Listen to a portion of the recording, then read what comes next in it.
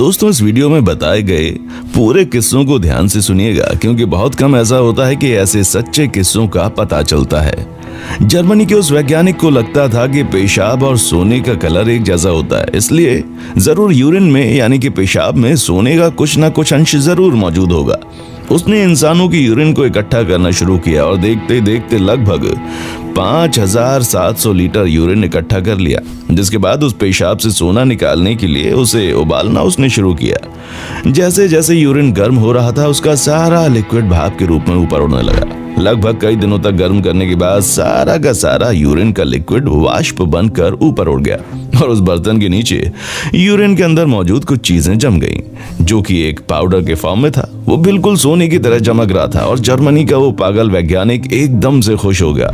उसे लगा कि बस उसने जंग जीत ली है और उसे डर लगने लगा कि कहीं सोना बनाने का उसका ये फॉर्मूला चोरी ना हो जाए। और अंत में जब उस पागल वैज्ञानिक का ये अजीबोगरीब फॉर्मूला दुनिया के सामने आया, तो उसका जो रिजल्ट निकला उसे जानकर आप भी हैरान रह जाएंगे। तो दोस्तों, आज के इस वीडियो में हम आपको दुनिया के कुछ ऐसे ही पागल और सनकी वैज्ञानिकों के बारे में बताने जा रहे हैं, जिन्होंने विज्ञान की दुनिया में भले ही कितने अनोखे कारनामे क्यों ना किए हों, लेकिन उनकी सनक की वजह से दुनिया उन्हें पागल वैज्ञानिकों के नाम से जानती है। इनमें से एक वैज्ञानिक का पागलपन तो उसे महज 37 साल की उम्र में ही मौत के मुंह में धकेल दिया। आज का ये वीडियो आपके लिए बहुत ही इंटरेस्टिंग होने वाला है, वीडियो के अंत तक बने रहिएगा। Hanning brand. सबसे पहले हम आपको जिस पागल और सनकी वैज्ञानिक के बारे में बताने जा रहे हैं, उसका नाम है हेनिंग ब्रैंड। ये एक अजीबोगरीब और सनकी वैज्ञानिक था। आज से लगभग 200 साल पहले जब इंसानों को विज्ञान के बारे में कुछ ज्यादा पता नहीं था, तो उस वक्त केमिस्ट्री के क्षेत्र के वैज्ञानिकों को जादूगर भी माना जाता था, क्योंकि जब वो अलग अलग केमिकल को मिलाकर कुछ नई चीजें बनाते थे तो लोग उसे देखकर एकदम हैरान हो जाते थे और उसे जादूगर समझने लगते थे। ये बात आज से लगभग 3 शताब्दी पहले की है, यानी कि 1669 की, जब उस पागल और सनकी वैज्ञानिक को कहीं से इस बात का भरोसा हो गया कि इंसानों के पेशाब में सोने का अंश होता है और थोड़ा बहुत एक्सपेरिमेंट के बाद इंसानों के पेशाब से सोने के कण निकाले जा सकते हैं। उसे अपनी इस खोज पर इतना ज्यादा भरोसा था कि उसने अपना और अपनी दोस्त और अपनी पत्नी के पेशाब को कलेक्ट करना शुरू किया और कई महीनों की मेहनत के बाद लगभग 5700 लीटर से भी ज्यादा पेशाब इकट्ठी कर ली। आप अंदाजा लगा सकते हैं कि इतनी ज्यादा मात्रा में पेशाब को इकट्ठा करने के लिए उसे कितनी अधिक मेहनत करनी पड़ी होगी। जिसके बाद उस सनकी वैज्ञानिक ने उस पेशाब को उबालना शुरू कर दिया। लगभग कई दिनों तक पेशाब को उबालने के बाद जब पेशाब में मौजूद सारा लिक्विड भाप बनकर उड़ गया, तब उस बर्तन में नीचे की तरफ पाउडर की कुछ परत बच गई। वो पाउडर बिल्कुल सोने की तरह चमक रहा था, जिसे देखकर वो वैज्ञानिक एकदम से खुश हो गया। आपको जानकर हैरानी होगी कि उस पागल वैज्ञानिक ने लगभग 6 साल तक अपने इस फॉर्मूला को दुनिया से छुपा कर रखा।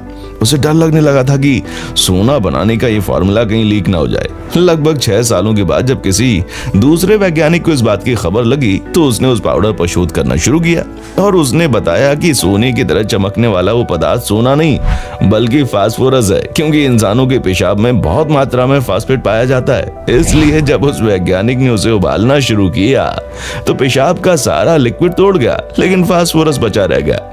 दोस्तों, अभी तो ये बस एक शुरुआत है। ऐसे न जाने कितने अजीब और गरीब सोच रखने वाले पागल वैज्ञानिकों से आप अनजान हैं। वीडियो के अंत तक बने रहिएगा। चलिए आगे बढ़ते हैं और जानते हैं जे रॉबर्ट ओपेनहाइमर। परमाणु बम कितना खतरनाक होता है, ये तो पूरी दुनिया जानती है।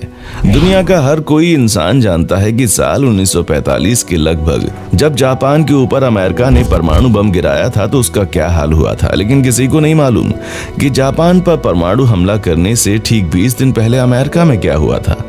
हम बात कर रहे हैं दुनिया के उस खतरनाक वैज्ञानिक की जिसका नाम है जे रॉबर्ट ओपेनहाइमर।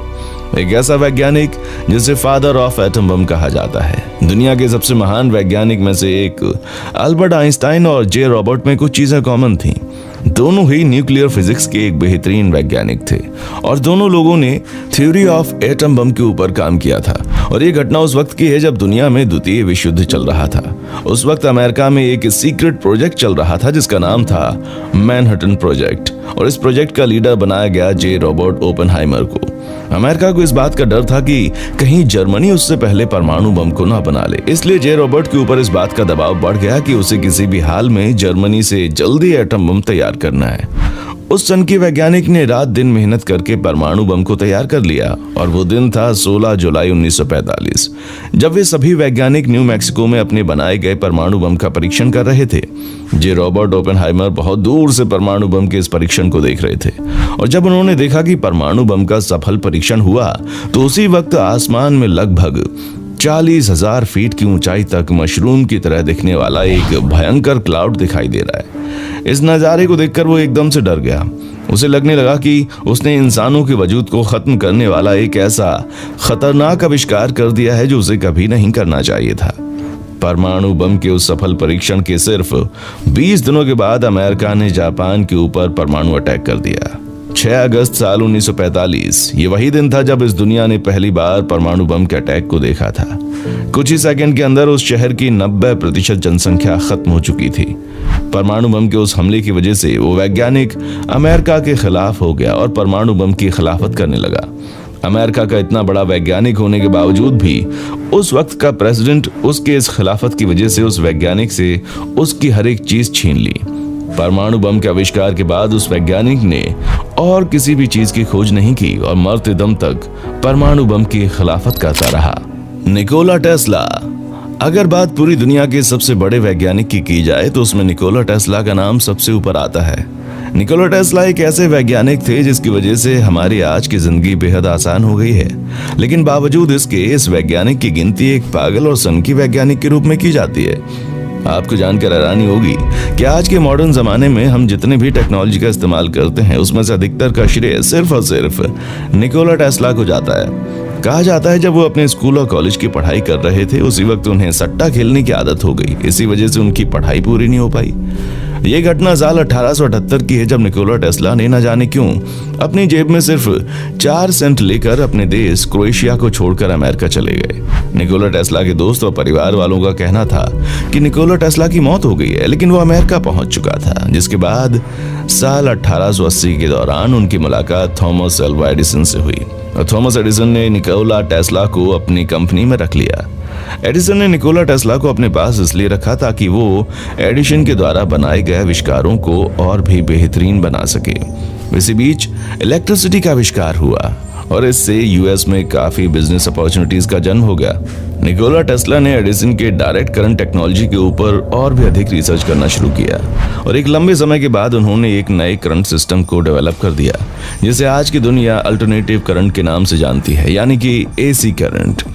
आज भी ये दुनिया निकोला टेस्ला के बनाए गए करंट का ही इस्तेमाल करती है। आपको जानकर हैरानी होगी जब निकोला टेस्ला ने एसी करंट का आविष्कार किया तो थॉमस एल्वा एडिसन को लोग भूलने लगे, जिसके बाद एडिसन ने निकोला टेस्ला के अल्टरनेटिव करंट की बेइज्जती करने के लिए अफवाह उड़ानी शुरू कर दी कि अल्टरनेटिव करंट इंसानों के लिए बहुत ही खतरनाक होता है।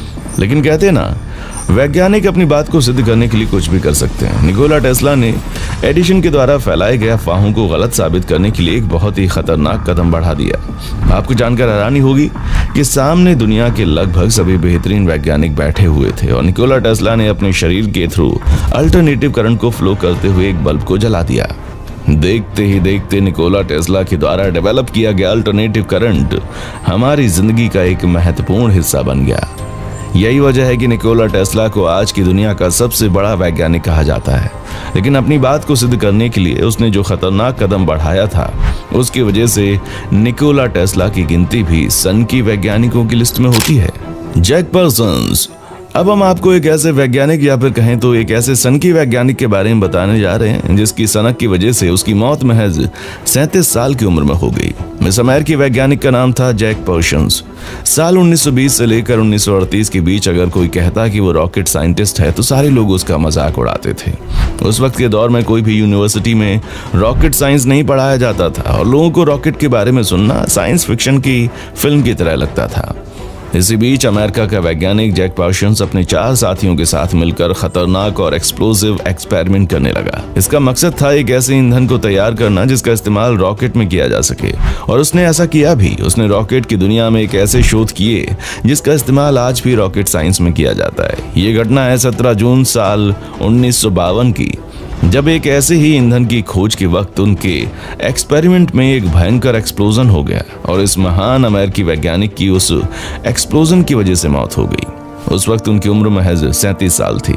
हालांकि कुछ लोग ये भी मानते हैं कि उस वैज्ञानिक की किसी ने हत्या कर दी ताकि उसके एक्सपेरिमेंट और उसके किए गए आविष्कारों को अपने नाम कर सके। तो दोस्तों, देखा आपने, वैज्ञानिक अपनी बातों को सही साबित करने के लिए किस हद तक जा सकते हैं। वैज्ञानिक अपनी कल्पनाओं को वास्तविक रूप देने के लिए इस पागलपन तक जा सकते हैं। यही वजह है कि दुनिया के अधिकतर वैज्ञानिकों को सन की इंसान के तौर पर देखा जाता है। उम्मीद करते हैं ये वीडियो आपको अच्छी लगी होगी और आपका इन वैज्ञानिकों के द्वारा किए गए शोधों को लेकर क्या राय है, हमें कमेंट सेक्शन में आकर जरूर बताएं। वीडियो अच्छी लगी है तो इसे लाइक कीजिए और हमारे चैनल को सब्सक्राइब करके बेल आइकन को ऑन करना बिल्कुल ना भूलें, क्योंकि the earth adventure in Hindi की टीम आपके लिए हर रोज ही ऐसी इंटरेस्टिंग वीडियोस लाती रहती है। देखने के लिए शुक्रिया।